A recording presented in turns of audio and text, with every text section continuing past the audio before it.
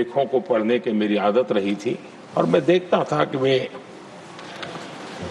अपना पक्ष बड़ी दृढ़ता के साथ रखते थे और मैं अनुभव करता था कि उसमें काफी अध्ययन के बाद उसका निचोड़ उस पर प्रकट होता था। पत्रकारिता में भी अंतिम व्यक्ति तक पहुंचने का उनका निरंतर प्रयास रहा और एक सफल प्रयास भी रहा। और हम देखते हैं सदन में भी, चाहे पॉलिसी हो या प्रोसेस हो, उन बातों का कहीं न कहीं छाया हमें हमेशा नजर आती है और ये हम सबके लिए सुखद अनुभव है। वे समाज की वास्तविकताओं के साथ गहरे जुड़ाव के साथ काम करने वाले रखते रहे। मैं तो कहूंगा जो चाहे लोकसभा हो या राज्यसभा हो, जो नए सांसद आते हैं वे हरिवंश जी से बहुत कुछ सीख सकते हैं, बहुत कुछ बातें करके उनसे जान सकते हैं।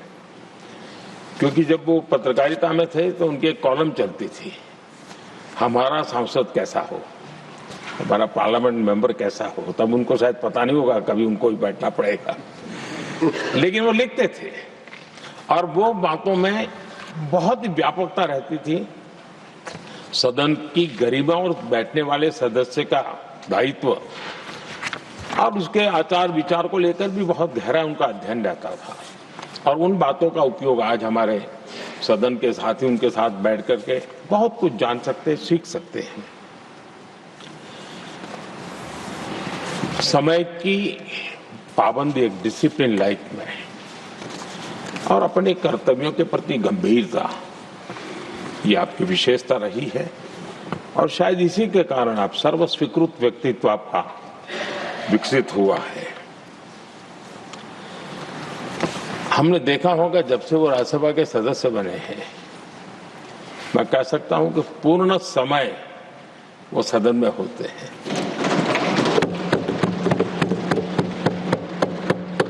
सभापति जी की अनुपस्थिति में सदन को संभालने का काम तो करते ही हैं, लेकिन बाकी समय भी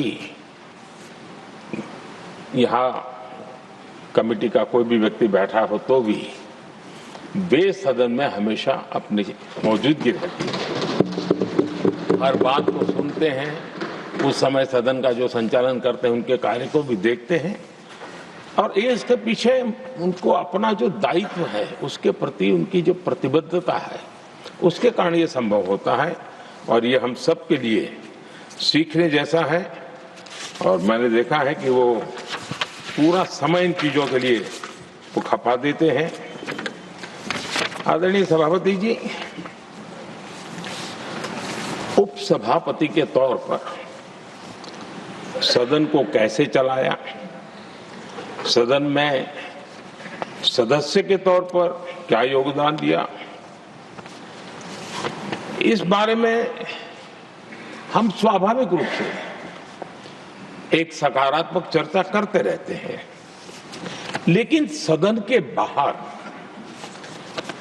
जनता के बीच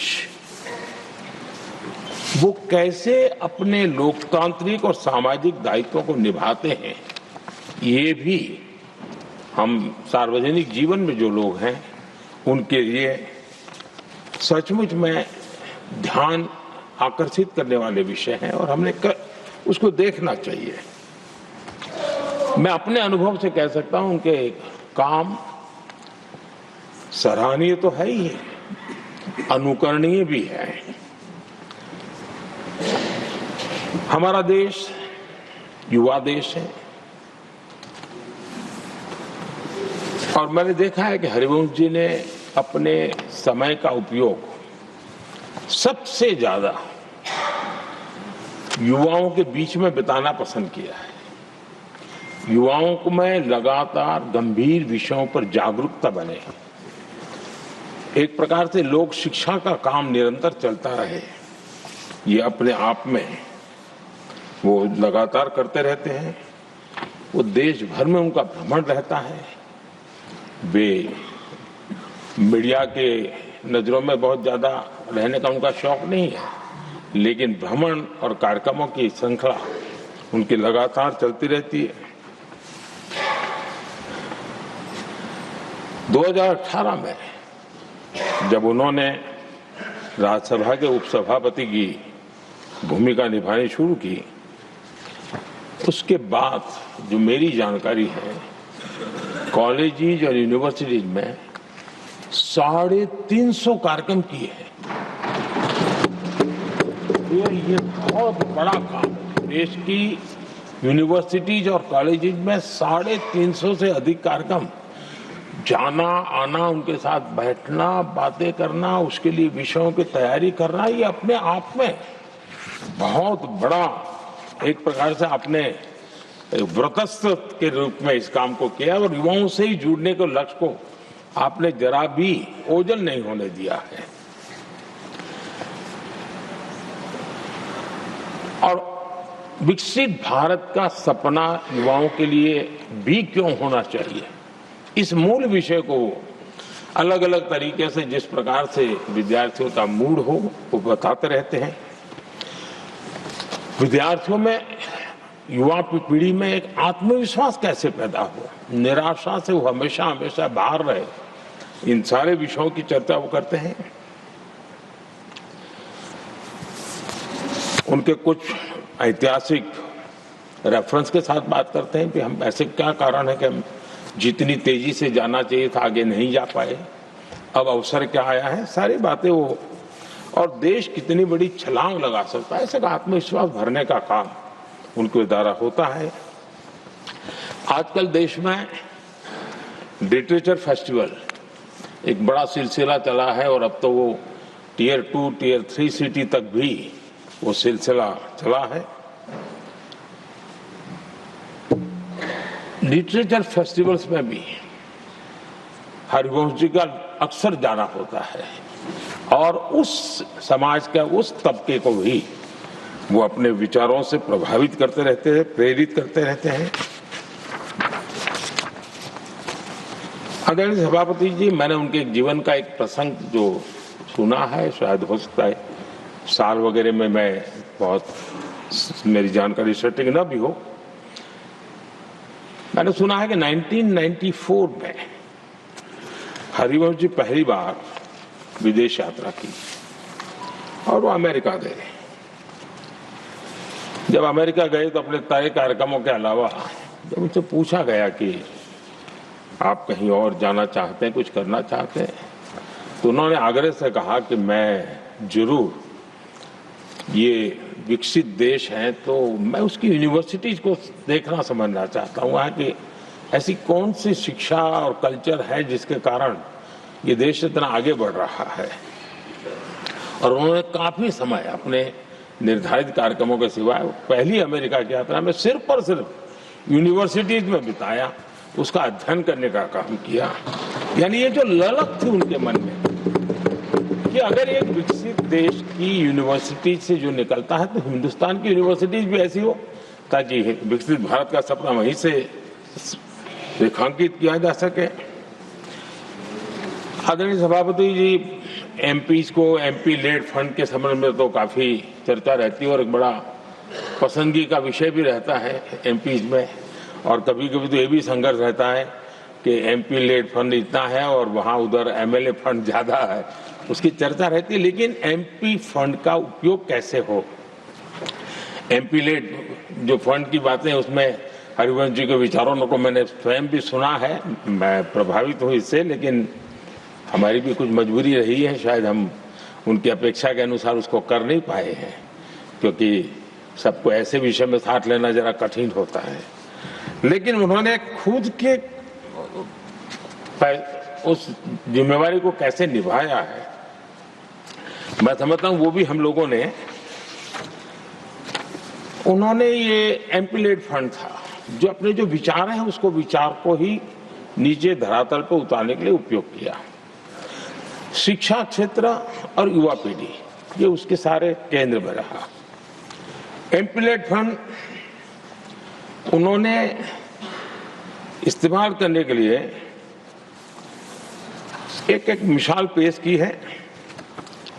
उन्होंने विश्वविद्यालय शिक्षण संस्थानों में ऐसे अध्ययन केंद्र स्थापित किए और उसका प्रभाव लंबे अरसे तक रहने वाला है। और उसमें भी उन्होंने प्रोजेक्ट ओरिएंटेड समस्या के समाधान को केंद्र में रखा।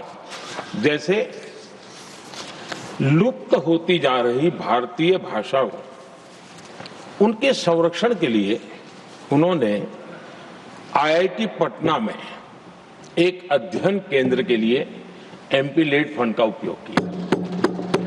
तो उस काम को वो लगातार वहां हो रहा है। एक और उन्होंने काम लिया, जो बिहार में कुछ क्षेत्र है जहां भयावह भूकंप की घटनाएं घटती रहती है। नेपाल में भी छोटा सा भूकंप आ जाए तो भी इस क्षेत्र को प्रभावित करता है। इस काम को ध्यान में रखते हुए उन्होंने एमपी-लेड फंड से सेंटर फॉर अर्थक्वेक इंजीनियरिंग के रूप में एक स्टडी सेंटर रिसर्च के लिए खुलवाया है। यानी वो स्टडी का काम करना, रिसर्च करना, उस पर लगातार काम कर रहा है। हम जानते हैं कि जैसा मैंने कहा, जयप्रकाश जी का गांव सिताब दियारा, हरिवंश जी वही हैं, और वहां गंगा और घाघरा दो नदी के बीच में एक गांव है। तो हमेशा ही जल के कारण जो कटाव की समस्या रहती है, वो गांव परेशान रहता है। और नदी धारा भी बदलती रहती है, तो विनाश भी बहुत होता रहता है। उसको भी ध्यान में रखते हुए उन्होंने एमपी-लेड फंड से इसके वैज्ञानिक अध्ययन के लिए उन्होंने पटना की आर्यभट्ट नॉलेज यूनिवर्सिटी में एक नदी अध्ययन केंद्र खुलवाया है। पटना के ही चंद्रगुप्त प्रबंधन संस्था में वो business incubation and innovation centre बनवा रहे हैं। एआई के उस दौर में मगध विश्वविद्यालय में आर्टिफिशियल इंटेलिजेंस सेंटर बनाया है। यानी एमपी-लेड फंड का एक निर्धारित दिशा में काम कैसे किया जा सकता है, इसका एक उदाहरण आपने प्रस्तुत किया है। आदरणीय सभापति जी, हम सभी ने अनुभव किया है कि लोग जब अपने गांव से स्थानांतरण करते हैं, दूसरे शहर में जाते हैं, तो जीवन में एक प्रकार से गांव से कट जाते हैं। हरिवंश जी का जीवन आज भी गांव से जुड़ा रहता है। अपने गांव से जो जुड़ा रहता है, वो लगातार वहां के सुख दुख के साथी बन करके वो अपना जो भी कंट्रीब्यूशन कर सकते हैं वो करते रहते हैं। आदरणीय सभापति जी, जिस संसद की नई इमारत में बैठे हैं, उसका जब निर्माण कार्य चल रहा था, तब मुझे उनके साथ निकट से काम करने का अवसर आया और मैं अनुभव कर रहा था कि जो विचार मेरे मन में आते थे, मैं हरिवंश को कहता था, मैं ऐसा करें तो कैसा होगा। 2 दिन में वो बराबर परफेक्ट उसके लेके आते, कहीं नामकरण करना है, उसके पहचान इस सदन की कैसे बने, तो काफी कुछ कंट्रीब्यूशन